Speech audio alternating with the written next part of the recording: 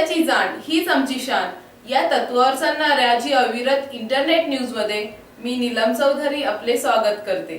तर आता पाहू सविस्तर घडामोडी। गुन्हेगारीला आळा घालण्यासाठी नरेंद्र पवार यांची मागणी। कल्याण डोंबिवलीमधील वाढत्या गुन्ह्यांना आळा घालण्याबाबत कल्याण पश्चिमेचे आमदार नरेंद्र पवार यांनी पोलीस उपायुक्त संजय जाधव यांना एक निवेदन दिले। काही दिवसांपूर्वी डोंबिवलीत चोरीच्या उद्देशाने एका महिलेची हत्या झाली होती।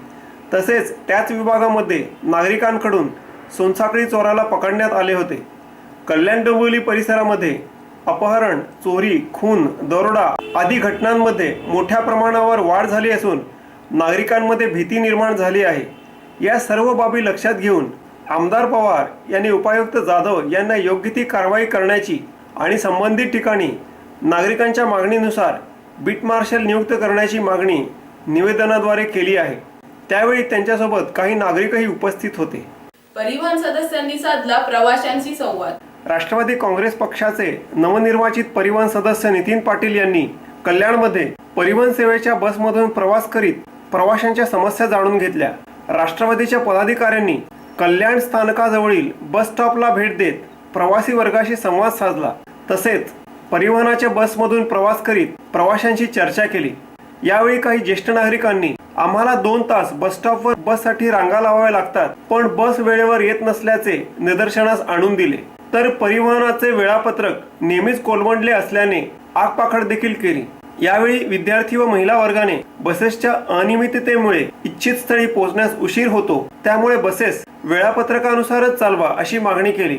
दरम्यान या पाहणी दौऱ्यात नितीन पाटील यांच्या समवेत राष्ट्रवादीचे स्थानिक नेते मंडळी व कार्यकर्ते तसेच पाहणी दौऱ्याचे वृत्तांकन करण्यासाठी आलेल्या वृत्तपत्र व वृत्तवाहिनींच्या प्रतिनिधींनी बसमध्ये गर्दी केल्याने त्याचा नाहक त्रास प्रवाशांना सहन करावा लागला।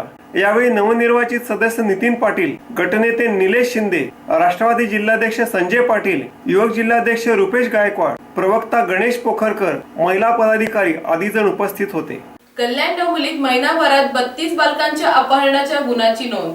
कल्याण डोंबिवली शहरात फेब्रुवारी महिन्यात 32 बालकांच्या अपहरणाचे गुन्हे विविध पोलीस ठाण्यात दाखल करण्यात आले आहेत। त्यातील 26 बालकांचा शोध घेण्यास पोलिसांना यश आले असून 5 बालके अजून सापडली नसल्याने पोलीस त्यांचा कसून तपास करीत आहेत। कल्याण डोंबिवली शहरात बालकांच्या अपहरणाचे गुन्हे दाखल होत असल्याने पालक वर्गात घबराटीचे वातावरण निर्माण झाले आहे। डोंबिवली नगरी ठरणार पुस्तकांचे गाव।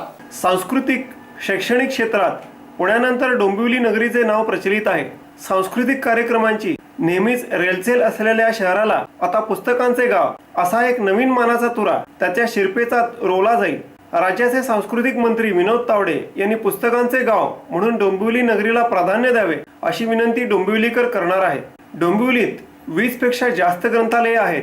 सार्वजनिक व खासगी वाचनालयातील सुमारे 4 लाख पुस्तके डोंबिवलीकरांची वाचनाची भूक भागवितात। डोंबिवली शहराची ओळख सांस्कृतिक नगरी म्हणून प्रसिद्ध आहे।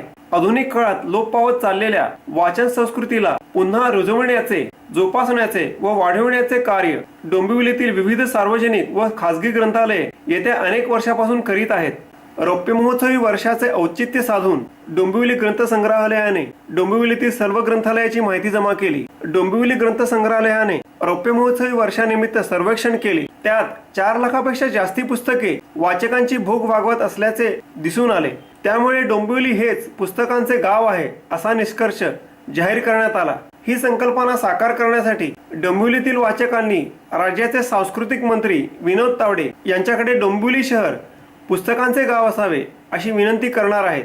माजी नगराध्यक्ष आबासाहेब पटवारी यांनी ही माहिती दिली। तर याच बरोबर हे बातमीपत्र संपले। नमस्कार।